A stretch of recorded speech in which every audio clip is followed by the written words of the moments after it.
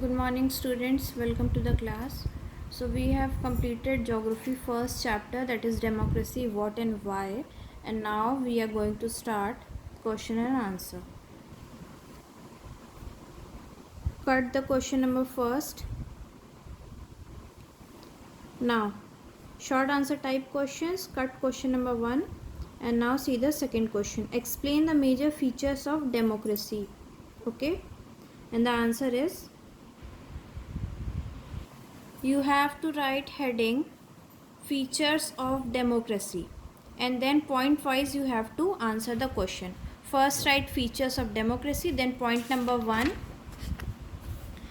you have to write first feature, that is, in a democracy the final decision making power must rest with those elected by the people. Okay, this is your first feature. See it once again. In our democracy, the final decision making power must rest with those elected by the people. This is your first feature.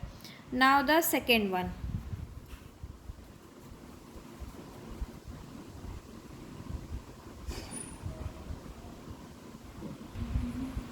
Now the second one from here. A democracy must be based on a free and fair election where those currently in power have a fair chance of losing. Okay, this is your second feature. See it once again. A democracy must be based on a free and fair election where those currently in power have a fair chance of losing. This is your second features. Now see the third feature.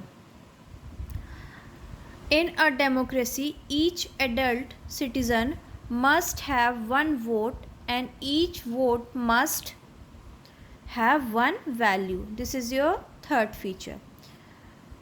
In a democracy, each adult citizen must have one vote and each vote must have one value. This is your third feature. And now see the fourth and final feature.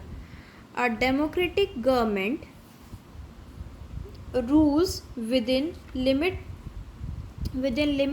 set by the constitutional law and citizens' right. This is your fourth and final feature, that is, a democratic government rules within limits set by constitutional law and citizens' right. Okay, so this is your answer number second. Now see the third question. Democracy provides method to deal with difference and conflicts. Explain.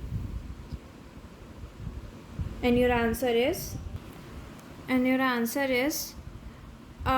democracy is simply a system of government where the citizens directly exercise their power and have the right to elect government representatives who collectively create a government body for the entire nation, like a parliament.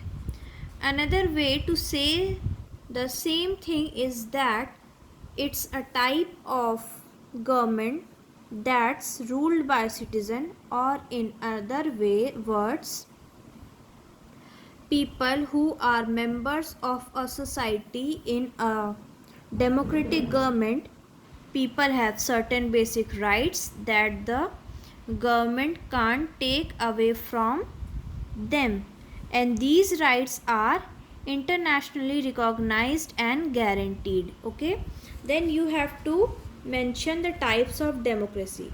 The main forms of democracy are: first is direct democracy, second representative democracy, then presidential democracy, parliamentary democracy, authoritarian democracy, participatory democracy, Islamic democracy, and social democracy.